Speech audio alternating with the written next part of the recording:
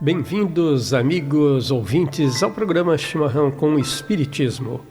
No formato de perguntas e respostas, abordaremos comentários do Espírito Miramês sobre as questões do Livro dos Espíritos de Allan Kardec. Neste 33º programa, abordaremos a questão de número 33. A mesma matéria elementar é suscetível de experimentar todas as modificações e de adquirir todas as propriedades? Resposta dos Espíritos: sim, e é isso o que se deve entender quando dizemos que tudo está em tudo. Nota explicativa. Este princípio explica o fenômeno conhecido de todos os magnetizadores e que consiste em dar-se pela ação da vontade a uma substância qualquer, a água, por exemplo, propriedades muito diversas, um gosto determinado e até as qualidades ativas de outras substâncias, desde que não há mais de um elemento primitivo e que as propriedades dos diferentes corpos são apenas modificações desse elemento.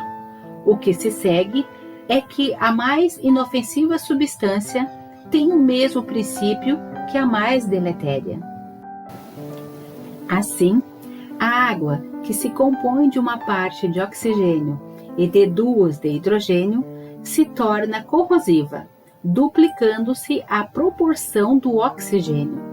Transformação análoga se pode produzir por meio de ação magnética, dirigida pela vontade. Nota de Allan Kardec: o oxigênio, o hidrogênio, o azoto, o carbono e todos os corpos que consideramos simples são meras modificações de uma substância primitiva. Na impossibilidade em que ainda nos achamos de remontar, a não ser pelo pensamento, a esta matéria primária, esses corpos são para nós verdadeiros elementos e podemos, sem maiores consequências, tê-los como tais até nova ordem. Dando sequência à pergunta, teremos a 33A.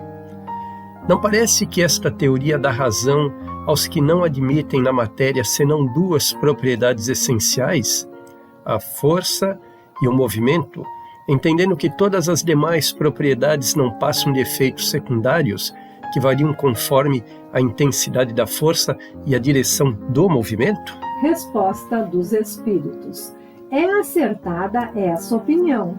Falta somente acrescentar, e conforme a disposição das moléculas, como o mostra, por exemplo, um corpo opaco, que pode tornar-se transparente e vice-versa. Comentário do Espírito Miramês. Novamente surge o mundo molecular, para fazerem-se entender as questões da forma física e a sua expressão característica. Quando falamos da molécula primitiva, como narra o Livro dos Espíritos, é para se entender a matéria primitiva indivisível e não a molécula divisível conhecida pelos homens. É necessário que nos reportemos à linguagem antiga, para melhor entendimento dos assuntos ventilados. É de bom alvitre que percebamos a força de Deus em tudo o que existe e vive. A energia primitiva que circula em todo o universo toma formas variadas de acordo com a vontade divina. Já começa a modificar-se ao desprender da forma geradora, e os Espíritos do Senhor, conhecedores da ciência eterna, trabalham em todas as operações de alta e baixa vibração da molécula primitiva, para que esta obedeça a todas as mutações que correspondem à vontade dominante no grande laboratório da natureza. Essa energia, que recebe vários nomes ao aparecer nas telas dos conhecimentos humanos e espirituais, não muda nada por isso, é a mesma essência, sustentáculo da própria vida. No Oriente, os chineses a chamam de força Qi, e os indianos de prana. No Ocidente, é conhecida por éter cósmico e pelos espiritualistas como hálito divino, e assim sucessivamente, mas ela continua sendo o mesmo elemento primitivo, dirigido por Deus em toda a sua casa maior. Esse elemento, ao ser atraído pelo espírito superior, mesmo encarnado, toma a forma e o caráter que os seus sentimentos lhe emprestam para determinada função marcada pela sua compreensão. Buscar mentalmente essa energia requer sabedoria. Familiarizar-se com essa energia divina é uma grande responsabilidade, porque ela pode nos servir para a tranquilidade da consciência, bem como marcar em nossos caminhos duras provas.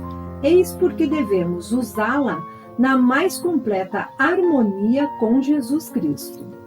O Espírito Superior responde a Allan Kardec que tudo está em tudo. Ele sintetizou a mais profunda sabedoria nesta curta frase. As diferenças estão nas mutações operadas pela vontade, ambiente e vibrações, sendo o mesmo alicerce primitivo, que denominamos força de Deus. Não existe erro na esquematização do Senhor. A harmonia é a tônica da vida. Quando descobrimos os caminhos dessa serenidade, respeitando todas as leis de Deus, desaparecem dos nossos roteiros os problemas, os infortúnios e as dores, e começamos a andar com pés firmes dentro do paraíso, onde a paz e a felicidade formam o clima comum de todos os seus habitantes. Recebemos sempre o que merecemos. Quem reconhece a bondade de Deus não desconhece esta máxima.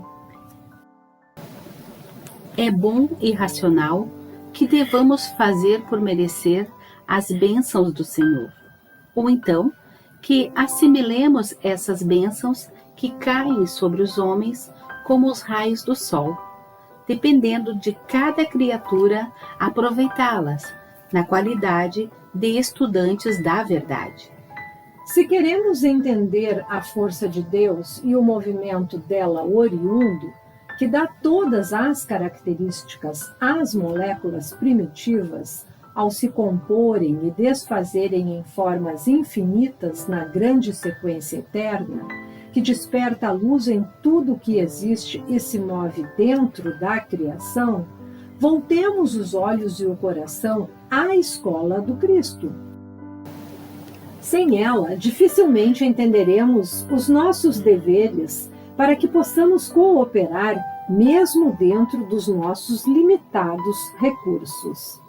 Se ainda sentimos dificuldade em perdoar o nosso irmão, que porventura nos ofende, se ainda alimentamos o orgulho e o egoísmo há milênios em nossos corações, se ainda desconhecemos os valores da caridade e do amor a Deus e ao próximo, como conhecer os segredos profundos da natureza e de Deus? Beijemos a terra com gratidão e humildade pelo que ela tem feito por nós, para depois elevarmos os olhos aos céus, cantando louvores na orquestração vivencial. E neste ambiente de luz, a consciência nos facilitará meios de dialogar com a inteligência superior.